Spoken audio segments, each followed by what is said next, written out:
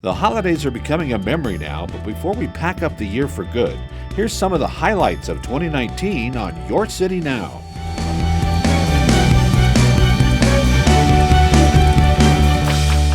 Denver made a toast to the new year with full-strength beer that became available for purchase in grocery and convenience stores in January. But the cost of a local bus ride increased to $3. I, Jared S. Polis. I, Jared S. Polis. Do affirm. Colorado made history when they elected the first openly gay governor, Jared S. Polis. I'm very conscious of the fact that there were many brave people over the years who made it possible for someone like me to be standing here giving a speech like this. Springtime brought a new law moving those pesky electronic scooters from the sidewalks to the bike lanes. Mayor Hancock announced the creation of the new Office of Housing and Homelessness. By bringing these two agencies together under one roof, we will connect our full spectrum of services from housing for those experiencing homelessness to affordable home ownership and everything in between.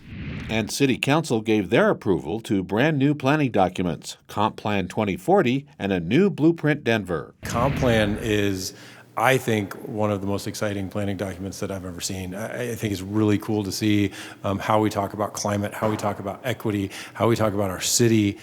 RTD's often delayed G-Line linking downtown and Wheat Ridge started regular runs in April. In midsummer, Denver voters went to the polls and chose several new city leaders.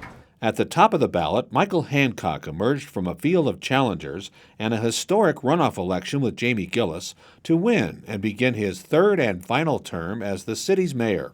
And in what some called unprecedented in city election history, 3 incumbent city council members lost in runoffs to newcomers. In East Denver's District 5, Mary Beth Sussman was defeated by Amanda Sawyer.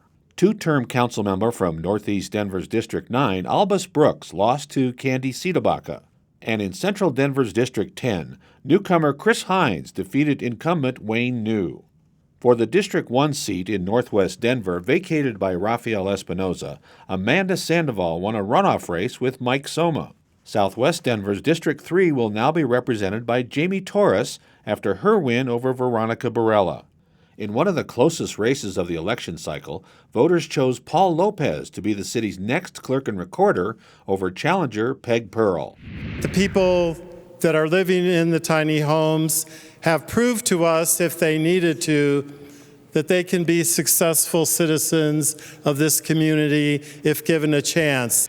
City Council approved a move of a tiny home village for the homeless from 38th and Blake to a new site at 4400 North Pearl Street in Globeville. Some high-profile visitors to the Mile High City last year included Democratic presidential hopeful Senator Bernie Sanders and internationally known climate change spokesperson and Time Magazine's Person of the Year, Greta Thunberg. The people in power continue to ignore us and to ignore the current best available science. How dare they? In the fall, Council voted to ban the sale of nicotine vaporizers and other tobacco products to people under the age of 21. This is for a healthier Denver, healthier youth, and for smarter choices by our young people. After this past year's celebration, every October 9th will be Pat Bolin Day in Denver. The date will commemorate the late owner of the Denver Broncos, and the mayor's office continued its tradition of supporting the Denver Rescue Mission by tossing turkeys just ahead of Thanksgiving to help those in need.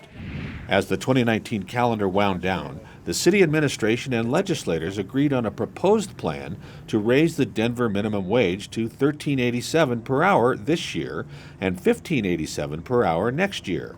Tough conversation, not easy, but one in which we as a city will say we're standing up for the workers who help build this great city. But after further feedback from the community and those affected by the wage increase, the final proposal looks like this. The ordinance was passed on November 25th. And in one of its last official acts of the year, City Council approved a measure that will see Denver food stores charging 10 cents for each plastic or paper bag you may need.